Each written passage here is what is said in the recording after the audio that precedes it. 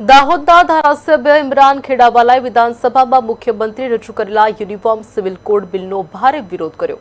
તેમણે જણાવ્યું કે કમિટી રચાયેલી ત્યારે પણ વિરોધ નોંધાવ્યો હતો અને મુસ્લિમ સમાજના ધર્મગુરુઓનો સમાવેશ થવો જોઈએ એવી રજૂઆત કરી હતી।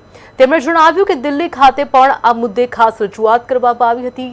આજે વિધાનસભામાં બિલ મુકાયું છે, પરંતુ આદિવાસી સમાજમાં બહુ પત્નીત્વની પ્રથા હોવા છતાં તેમને બાકાત રાખવામાં આવ્યા છે, જેનો વિરોધ નથી।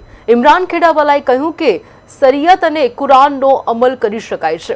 ગૃહમાં હલાલા પ્રથાની ચર્ચા દરમિયાન તેમણે પ્રશ્નો કર્યા કે ગુજરાતમાં આવા કેસ બતાવો। તેમણે આક્ષેપ કર્યો કે ચૂંટણીને ધ્યાનમાં રાખીને આ બિલ લાવવામાં આવ્યું છે। ગુજરાત વિધાનસભાના અંદર આજે ગુજરાત રાજ્યના મુખ્યમંત્રી શ્રી ભૂપેન્દ્રભાઈ પટેલ દ્વારા યુસીસી બિલ રજૂ કરવામાં આવ્યું। આ બિલ આવવાનું હતું ત્યારથી જ અમે અગાઉ પણ જ્યારે આ કમિટી બની હતી, રંजना દેસાઈ મેડમની જે કમિટી બની હતી તે સમયે પણ અમે વિરોધ કર્યો હતો કે આ બિલના અંદર જે પ્રમાણે જેના માટે તમે આ બિલ લાવી રહ્યા છો તેવા કોઈ પણ મુસ્લિમ સમાજના વ્યક્તિઓનો કે ઉલમાના અંદર ઉલમા હોય, મૌલાના હોય કે ધાર્મિક ગુરુ હોય તેનો સમાવેશ કરવામાં નહોતો આવ્યો। એ સમયમાં પણ અમે સરકારમાં રજૂઆત કરી હતી ને જ્યારે કમિટીના ચેરમેનને મળવા ગયા ત્યારે પણ અમે આ જ રજૂઆત કરી હતી કે ભાઈ જે સમાજ માટે આ બિલ આવવાનું છે તે સમાજના લોકો આ બિલના અંદર સભ્ય તરીકે હોવા જોઈએ, પરંતુ એ સમયમાં પણ અમારી વાત નહોતી સાંભળવામાં આવી। અને ખાસ કરીને જ્યારે દિલ્હી પણ અમે આ કમિટી દિલ્હી હતી ત્યારે પણ અમે દિલ્હીમાં પણ રજૂઆત કરીને આવ્યા હતા।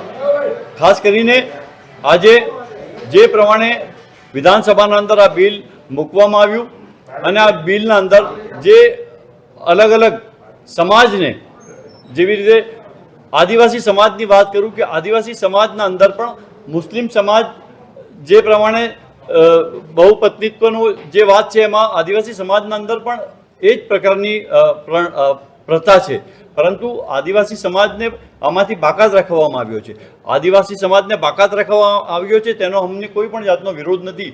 એમને 4 પત્ની કરવાનો અધિકાર છે। તો બીજા સમાજના અંદર જે પ્રમાણે જે શરિયત અને કુરાનના અંદર જે છે એ શરિયતની મેં વાત કરી કે શરિયતના અંદર અને કુરાનના અંદર જે વાત છે તેને અમે અમલ કરી શકીએ છીએ।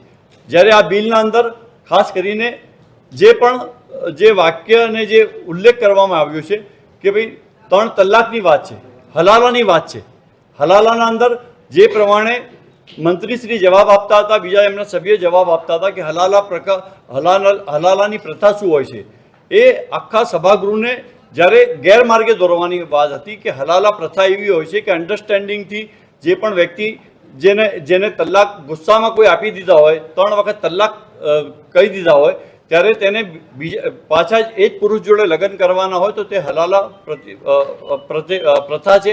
એના અંદર તે કોઈ પણ જે પુરુષ જે એમના જોડે સંબંધી હોય અથવા તો એમના કોઈ સગાવાલા હોય એના જોડે તે લગ્ન કરી લે છે અને પછી એને તલાક આપે છે, એને હલાલા પ્રથા કહે છે।